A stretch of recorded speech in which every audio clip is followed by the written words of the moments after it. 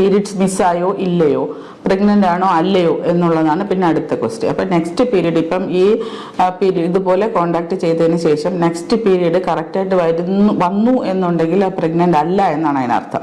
അതല്ല മിസ് ചെയ്ത് വന്നിട്ടുണ്ടെങ്കിൽ നമ്മൾ തീർച്ചയായിട്ടും പ്രഗ്നൻസി ടെസ്റ്റ് ചെയ്യേണ്ടതാണ്. അപ്പോൾ UPT കാർഡ് വാങ്ങിക്കാൻ കിട്ടും, നമുക്ക് വീടുകളിൽ തന്നെ ചെയ്യാവുന്നതാണ്. ഒരു പ്രഗ്നൻസി കാർഡ് വാങ്ങിക്കുക, 3 ഡ്രോപ്പ് യൂറിൻ 2 ഇത് കാണും, ആ ഹോളിലോട്ട് ഇടുക. ഇപ്പുറത്തോട്ട് ക്രൊമറ്റോഗ്രഫി വഴി 2 വര കാണും, ഒന്ന് കൺട്രോളും ഒന്ന് ടെസ്റ്റ്. കൺട്രോളിൽ എന്തായാലും ഒരു റെഡ് വര വരും, ടെസ്റ്റിൽ വര വരുന്നുണ്ടോ എന്ന് നമ്മൾ ഒരു 2 മിനിറ്റ് നോക്കിയാൽ കാണുന്നതായിരിക്കും. 2 വരയും ഉണ്ടെങ്കിൽ നല്ലതായിട്ടുണ്ടെങ്കിൽ പ്രഗ്നൻ്റ് ആണെന്നാണ് അർത്ഥം. അപ്പോൾ അത് നോക്കി നമുക്ക് പ്രഗ്നൻസി കണ്ടുപിടിക്കാം. അല്ലാതെ തന്നെ നമുക്ക് കുറച്ച് സിംറ്റംസ് വഴിയും കണ്ടുപിടിക്കാം. ചിലർക്ക് ഭയങ്കര ക്ഷീണം വരും, തലകറക്കം വരും, ഛർദ്ദിക്കാൻ വരും, പിന്നെ ക്ഷീണം, പിന്നെ ആഹാരത്തിനോടുള്ള വിരക്തി, ഇതൊക്കെ കൊണ്ട് നമുക്ക് പ്രഗ്നൻ്റ് ആണെന്നുള്ള സംശയം വരാം. അപ്പം നോർമലി പീരീഡ്സ് തെറ്റുന്നതിന് മുമ്പും ചില ആൾക്കാർക്ക് കാണുന്നുണ്ട്, ചിലർക്ക് പീരീഡ് തെറ്റുമ്പോഴും കാണുന്നുണ്ട്.